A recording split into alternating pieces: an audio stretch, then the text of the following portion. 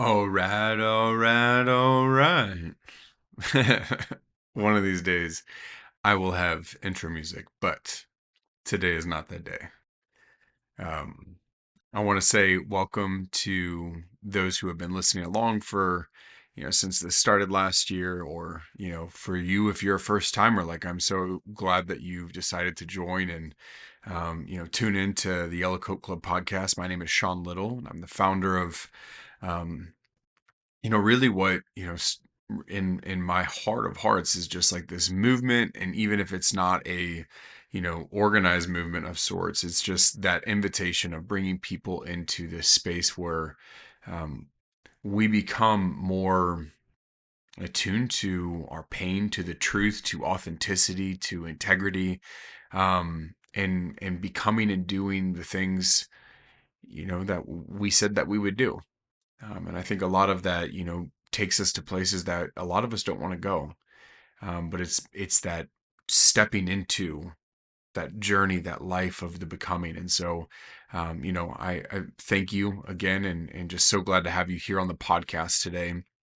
As I was thinking and preparing for today's, message, I realized that if I look back, and maybe it was just a timing thing that like I don't think I actually really ever spent much time, I've alluded to it, but not really speaking about, the where I came from, especially, life before and after sobriety.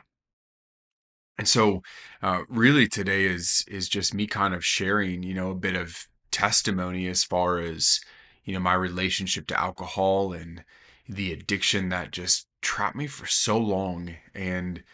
And then the story where the turn happens, where recovery was possible, and where God came into my life and radically transformed who I am today. And it was the start of something absolutely beautiful. So want to share that with you today. So um, it was interesting. I talked to one of my really good friends from college last year, and I was talking to him about the book, The Yellow Coat Club, and just about my life and alcoholism in general. And we were talking back and forth, and I said, it's so weird that in college it was like the expectation that where we were at was that we would drink, you know we'd play the games of who could drink more than the other person, and live to tell the tale. And in the morning we'd be telling stories of the drunken nights, and oh, do you remember doing this thing? And maybe you did, maybe you didn't.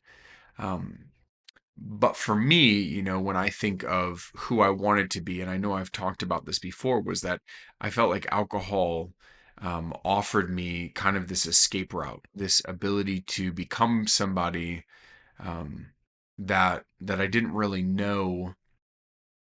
Um, it lied to me. It told me that if I use this, I could become who I felt like I was supposed to be rather than just becoming me. I know that that sounds really weird. Even as I say it, I'm like, that's confusing. And yet, alcohol always promised me something.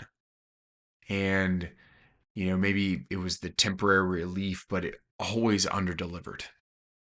And so, I know I've covered in, previous episodes about, living this double life, and, being an alcoholic, but then also wanting to show up as somebody else and wearing masks and being fake. But, you know, in reality, when I look towards the end of what I would call my drinking career, it really just came to this place where I was enslaved to chasing, honestly, something that I really don't even think I can fully articulate. Even to this day, it's hard to, look back and know that there were so many things that were in my life, and this being such a huge part of my life. Um, it wasn't even just about the mask that I wore, it was what I believed that it offered me.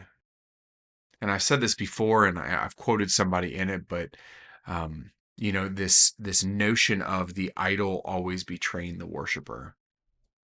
And when I think of that, it just comes up more and more for me as this promise that alcohol had for me in my life. And the sad part is that I remember saying, even back then, 99% of the bad decisions I ever made were under the influence of drinking. I hurt people. I became somebody I didn't want to be. I hid these things from myself. I tried to drown out everything I was feeling. This ultimate desire to escape reality. And if I could just take in enough, then maybe, just maybe, the problems in my life would go away. You know, I would numb to not experience that. And it became really consuming. And, it was interesting because it was miserable when I was living a life where I wasn't proactive. Like I knew that there was a problem, but I was very much invested in myself, which meant that I was going to do anything and everything that I wanted. And if anyone was going to challenge me, I would push them away. And then there came the time, and it was in 2018.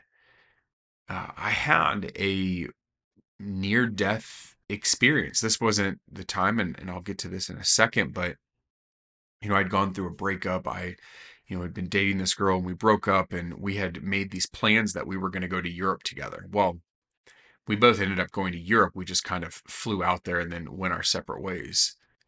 And I ended up going to Scotland, and I stayed at an Airbnb up there. I met the host that, I was staying with, and, I asked them, hey, can we go out drinking? And I had been drinking for, a week leading up to that.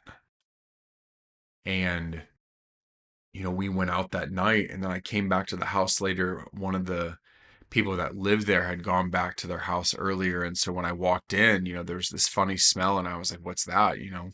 I'd been, I think, already asking them like, oh, can you score me some weed or something? And, they were into something much heavier than that. And so for the next 3 days, I ended up drinking myself into a stupor and doing drugs that I said that I would never do.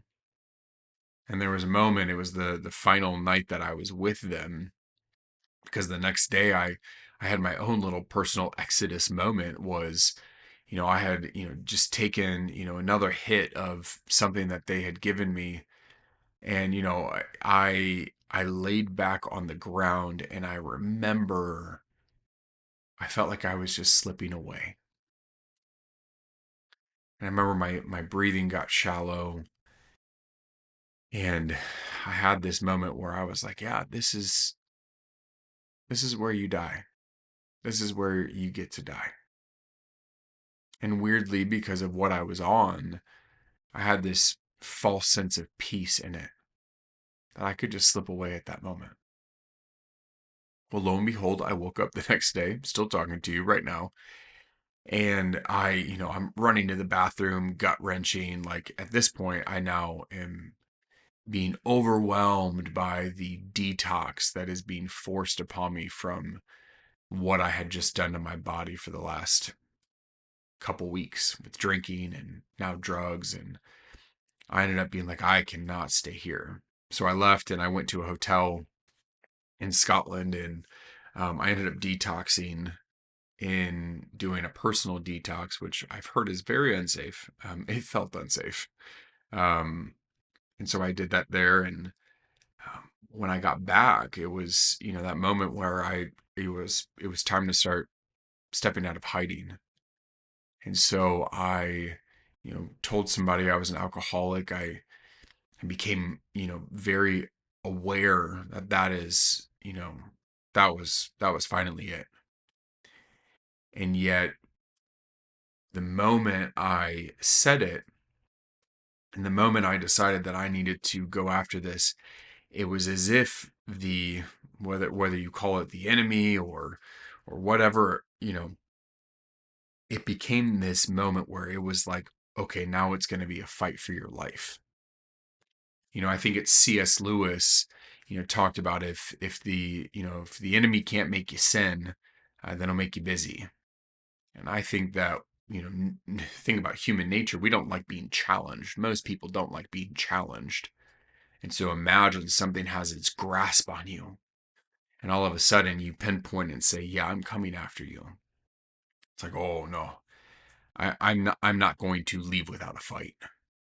And a fight it was. I, tried to get in a new place and, leave my past behind. But the problem was is that I could leave a place and I could leave a city, but I carried my past with me, because until you heal from your past, until you look at the pain in which you live in every single day, the hurt that you have from other people's, the scars, the wounding, like the voice that kept telling me that I was not enough, that I had to perform, all of those things stayed with me. And so there was always this nagging voice that was in my head, and it was just like it didn't matter if you moved. I mean, it's helpful. You're giving yourself a new place to maybe create new memories or new connections, a place that, is away from some of the temptations that you had before, but it all had to turn inward and go, what do we need to work through? What do we need to deal with? If you asked me at the time, and I remember speaking to plenty of people, but it was like I held out for this hope that maybe one day I could go back and be normal. And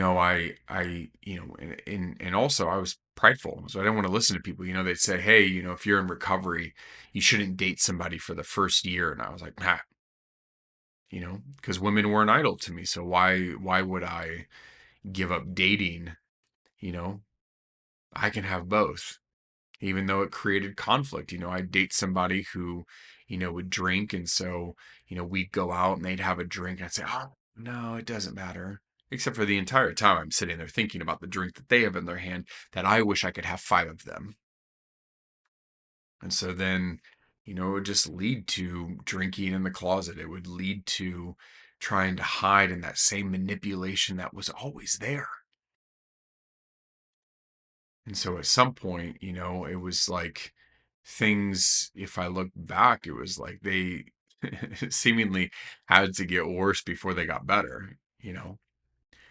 I had a couple episodes ago even talked about, just this digging of the hole. When does the pain stop? When you stop digging the hole. Just put down the shovel and try and start filling back in what you have, climb out first and move forward. But, I lost a job. I, was fired for a job literally of alcohol. And I actually was thinking about it the other day, and I was like, thank God I got fired, because I could have hurt somebody. I could have made a real mess of situation. And so I'm just, it's crazy to look back and be so grateful for something that was so painful. And so, throughout my time, for the next 15 months, when it seemed like I declared war on this freedom that I wanted to claim, I was still living this double life, because I kept holding out for this false, ugly hope that it was like, oh, maybe one day I will be a normal drinker. And so then, I'd have these times where I'd, be sober and I'd experience this freedom. And then, I'd get comfortable. It seems like that happens too often. It's, that prideful move of like, oh, it's like the same thing of, where people, they lose 5 pounds. And so they're like, I'm going to go eat a whole cake. Like, you're celebrating the losing of that weight with the thing that you're trying to combat against. And at some point it doesn't make sense. So, I don't think I ever did this, but it's like, hey, I didn't drink for a month, I'm going to go drink now. It's just such a weird concept to me. um some people do their, those Januaries where they're like, I'm not drinking for the month of January. I'm like, in my mind, like, I feel like if you've gotten to a place where you're like, oh, I need to stop drinking, you might also know that you're doing it too much. But like, that's not for me to say, that's for you. Neither here nor there. But so for for all this time, I kept going through these cycles of pain. I would be riding high and I would get clean, and I felt like there was momentum in my life, and that I could handle life, but it was fragile. I would either get prideful and think that I could handle a drink, or in a moment of weakness, or catch me on the wrong day, and I was already ready to go off to the races again.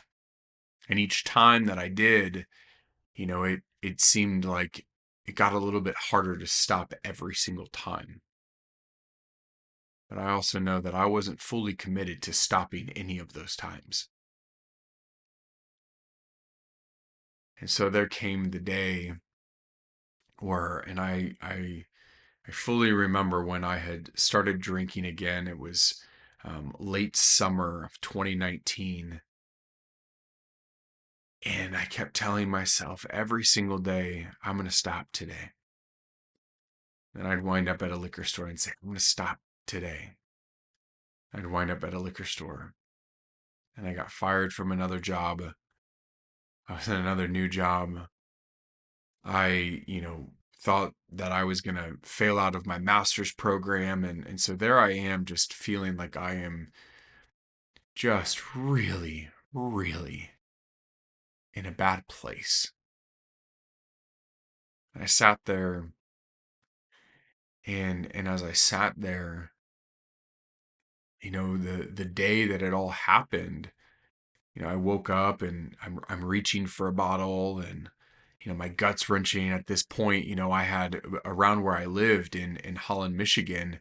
I knew the liquor stores that, and what time they would open, and I would jump from liquor store to liquor store and say, oh, well, I would go to this one or I'd go to this one, because I started thinking I'm going to get way too familiar with the people that are working behind the counter, and I'm going in at 7 in the morning. I mean, unless you're potentially going to the golf course, which I did not look like I was going to the golf course, why else would you be buying alcohol at 7 in the morning? And it was madness. And yet that day became the exact same day. And I bought these like little mini shooters that I was going to hide in my bag. And so I went to work, and I was going to work a half day. And then I was supposed to go to, um, then I was supposed to go to my master's program that day. And I was like, dude, after I got out of work, I was like, you can't drive. Like, imagine that. Like, you've already been at work and it's 2 in the afternoon, and you're like, I literally can't drive a car right now. What a mess. What a mess. And so I instead went to a liquor store and got more alcohol. And I went home, and my brother wasn't there, and my niece and nephew weren't there. I had the house to myself, and I remember walking upstairs and just going into my room and sliding down the wall and sitting there. And just having that moment, I'm like, what have I made of my life? I knew all around the room that I was in where I had stashed empty bottles and crushed beer cans, and I felt so outside of myself. And I was desperate. And I remember I had an iPad. And so I took out my iPad and I had my cell phone. I started drinking, and I started thinking, man, I would really like to not be here. And I even remember thinking about the time a little bit more than a year before, going, why couldn't I have just been taken then? I felt so peaceful. I could have just slipped away. And yet somehow I was where I was. Maybe there was something that I could do to simply just slip away. So I'm, looking at on an iPad for, potential treatment options, and on my cell phone, I'm looking for ways to end my life. I've been taking some medications for behavioral health stuff. And so I was like, well, maybe, if I took enough of these, this would, have an effect. And, so I'm doing my research, and I ended up calling a nonprofit, treatment facility in the area, and was asking them, hey, what would it look like to get into detox? And I was like, I don't have insurance. So, is there anything you can do for me? And they started telling me the cost that it would take to go through detox. And I remember kind of chuckling, thinking, I worked in nonprofits, and I thought this is why you fundraise, that when people were in desperation, when they were in need of help, that they didn't have a, multi-thousand-dollar price tag on the immediacy of the help that they needed. I thought that to be very weird, and honestly, it seemed really backwards. Like, if I was a donor, would I want to know that my money wasn't going towards helping people in their time of need? And so I thought that was a dead end. And, I kept looking at this bottle in my hand, looking out in the room, and I just started crying. I started crying, thinking, God, just take me now. It's too much. The journey is too much. I can't. Take me now. My parents are gone. You took them. I don't have the will to live either. Could you just do me this one favor? Take me now. I think about, and I write about this in the Yellow Coat Club. One of my favorite stories in the Bible, or characters in the Bible, is the character of Elijah. And, he has his own moment where he, runs away in despair. This man of God who if you ever read the story, he's he's really sick. Makes fire rain down from the sky, like literally has seen God's glory and God's power, and yet his life is threatened. He's pushed into a corner, and he runs. And in that running, he finds himself in that place of despair. It's just, it's too much for me. Would you take me now? And in that moment, instead of his prayer being answered, he was met in his moment of desperation. He was told to eat. And then he went on the journey to the mountain of God, where he experienced God within a whisper, and asked him, "What are you doing here?" And after this moment, you start to see these more incredible things that happen. This stepping in the future that God has called him to, that he had created him for, and going and finding another person to walk alongside him and continuing this forward momentum in life, and being able to name that time, and also not letting that moment define them. And I remember in that day, I said, maybe I can do this. And I truly felt that God had told me, if you just give this over to me, you will be healed. I'm for you, but you have to follow me. So I went and got rid of the alcohol. I started throwing things away, and the house was really lonely. I even remember that night I prayed to God, but I also knew what I was in for, and I said, this is going to be hell. I've been on a month-long bender, and now I was about to go through alcohol withdrawal. Once again, I've heard not very safe. And so there I am lying in bed, feeling like potentially hallucinations were going to start coming on.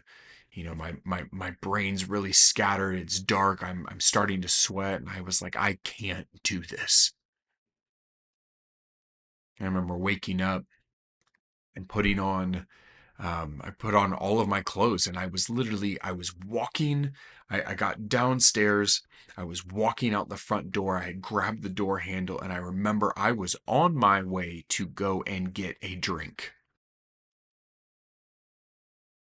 Something happened where it was, it wasn't this audible voice, but I felt in my spirit was just trust me. Don't give up now. Yes, the road will be long and it will be difficult, but I will not leave you as an orphan. I will go with you. So I walked right back upstairs and got back in bed. Horrible night's sleep. Sweat through sheets, terrible dreams, intermittent, I mean, you name it. Just not a great experience.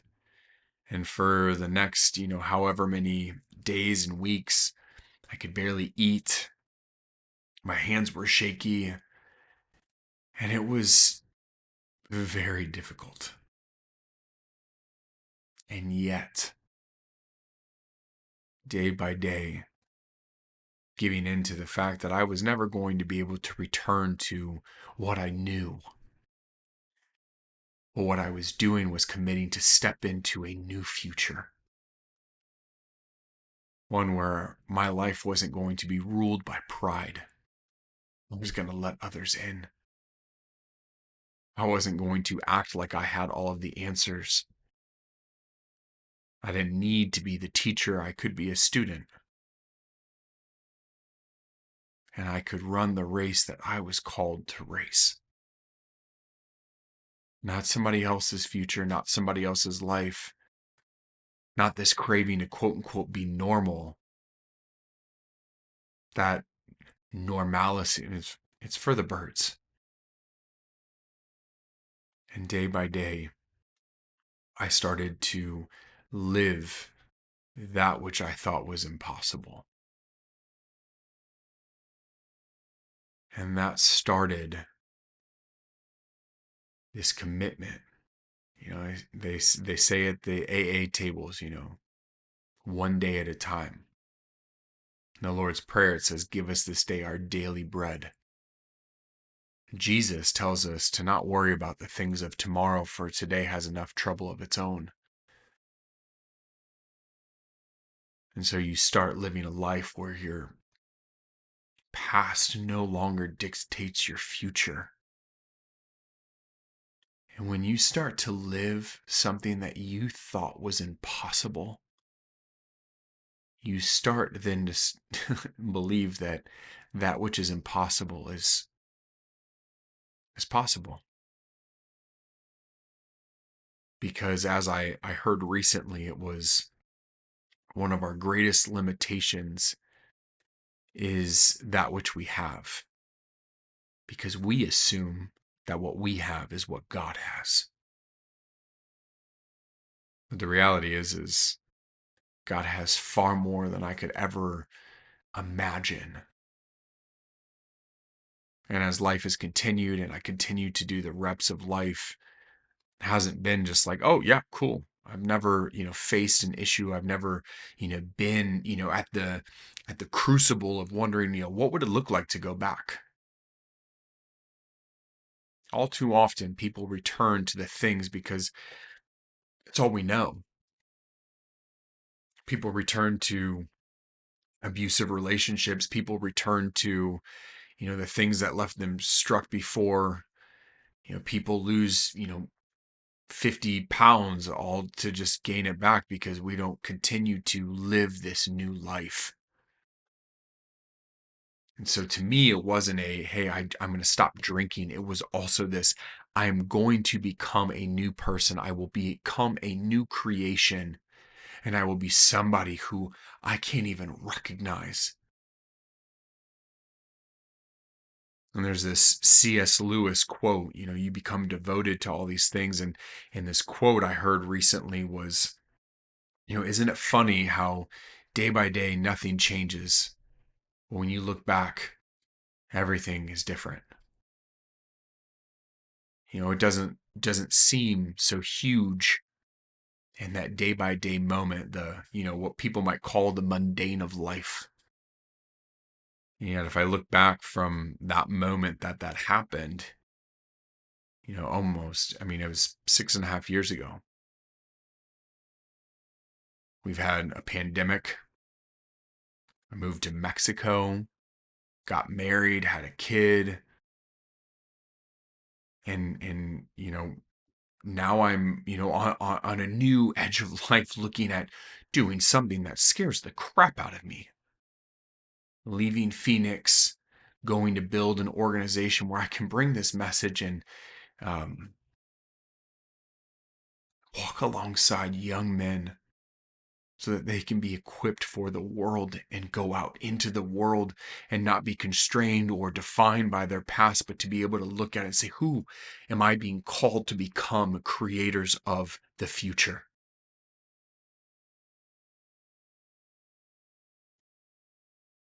We are called into a future. And if it's one that seems easy and it's one that we can see, to me, it's like it's not God enough.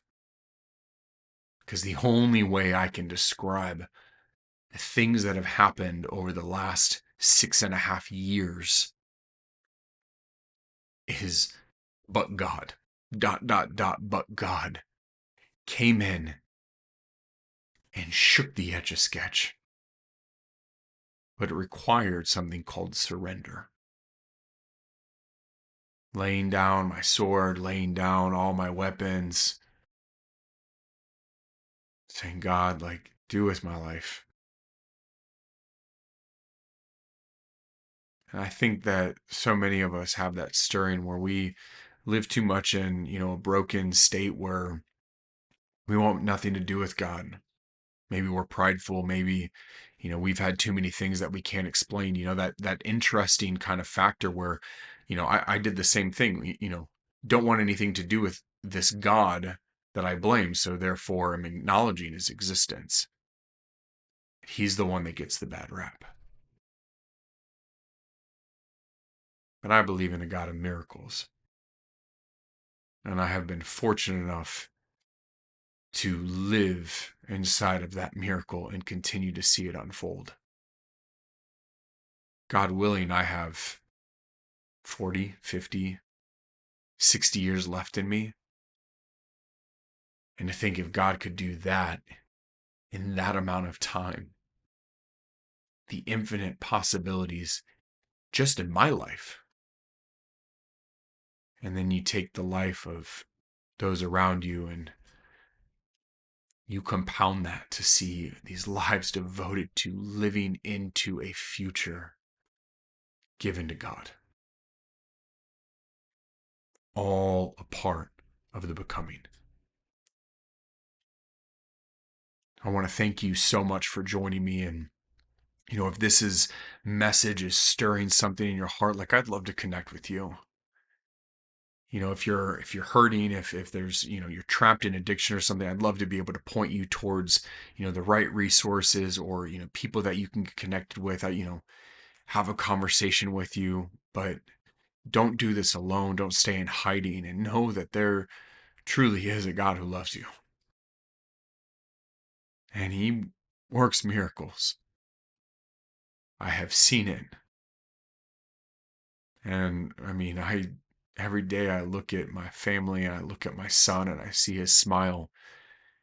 It's as if God is just smiling back at me.